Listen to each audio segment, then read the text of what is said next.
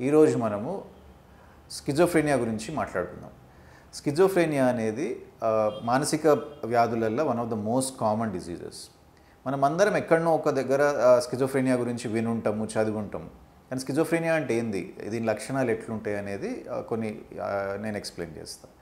Schizophrenia ఒక psychotic illness అని అంటాం. ఇది ఎందుకు వస్తుంది అంటే కారణాలు it could be childhood trauma ఉండొచ్చు, జెనెటిక్ లోడ్ వల్ల ఉండొచ్చు, లేకపోతే జస్ట్ బేసికలీ బయాలజికల్ చేంజెస్ వల్ల.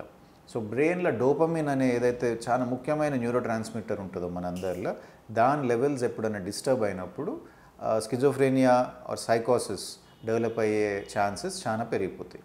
సో వీటిలో లక్షణాలు ఏముంటాయి అంటే మెయిన్గా ప్రవర్తనలో కొంచెం మార్పులు ఉంటాయి, అనుమానాలు ఎక్కువ వస్తుంటాయి.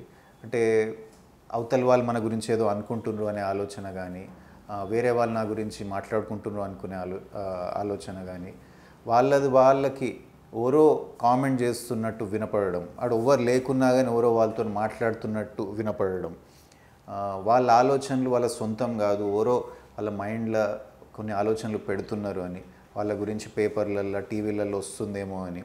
సో బేసికలీ రియాలిటీ డిస్టార్షన్ అన్నట్టు, అంటే రియాలిటీకి కొంచెం దూరంగా ఉండిపోవడం. మనం ఎంత వాళ్ళని కూర్చోబెట్టి చెప్పినా కానీ వాళ్ళు బిలీవ్ చేయరు, ఎందుకంటే వాళ్ళ మైండ్లో దే ఆర్ ష్యూర్, అంటే ఇది ఒక డిల్యూజనల్ లెవెల్లో ఫిక్స్ అయిపోతారు.